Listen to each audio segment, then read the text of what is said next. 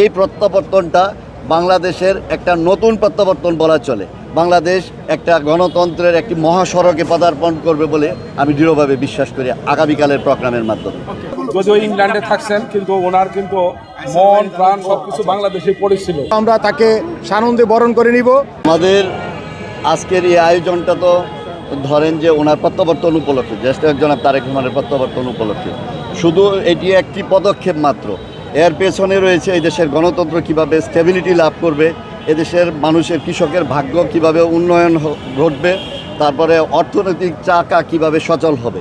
আমাদের 31 দফা কর্মসূচি যে এটা দেয়া আছে, সেখানে জনাব তারেক রহমান শুধু এটা প্রতীকী 31 দফা না, এই 31 দফাটা ইমপ্লিমেন্ট করতে গেলে বাস্তবায়ন করার ক্ষেত্রে কোত্থেকে অর্থ আসবে, কিভাবে বাস্তবায়িত হবে, আমরা কিন্তু আমাদের ওই 31 দফার পরে ডিটেল ইয়েতে কিন্তু আমাদের এখানে বলা আছে।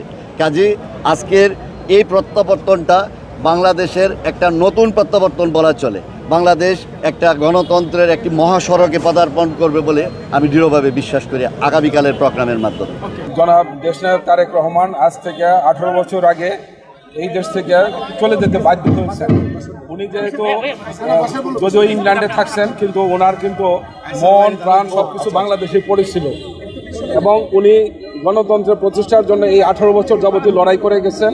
উনি কালকে, আমরা আশা করতেছি উনি কালকে ফিরবেন। ফিরে উনি প্রথম বাংলাদেশের যে লুণ্ঠিত যে গণতন্ত্র, সেটাকে উনি পুনরুদ্ধারে যথেষ্ট ভূমিকা পালন করবেন। আর আমরা এগ্রিকালচার সেক্টরের মধ্যে যারা আছি, তারা এগ্রিকালচার সেক্টর নিয়ে ওনার মহাপরিকল্পনা আছে। আমাদের অ্যাপ এই মহাপরিকল্পনার একটা অংশ হিসাবে বাংলাদেশের কৃষিকে গতিশীল করে এই রাষ্ট্র, মানে যে কৃষক আছে তাদের অর্থনৈতিক অবস্থা উন্নয়নের জন্য অ্যাপ যে পরিকল্পনা উনি দেবেন, সেই মোতাবেক উনি কাজ করবেন। এটাই ওনার পরিকল্পনা। আমরা আমাদের দেশনায়ক জনাব তারেক রহমানের আগমন উপলক্ষে আমরা একটা বর্ণিল একটা র্যালি আমরা করলাম এবং এমনইভাবে আগামীকাল আমরা তাকে সানন্দে বরণ করে নিব। দীর্ঘদিন পর উনি আমাদের মাঝে ফিরে আসছে। এই আনন্দ অনুভূতি আমাদের ভাষায় ব্যক্ত করার মতো নয়। আমরা অনেক আবেগাপ্লুত।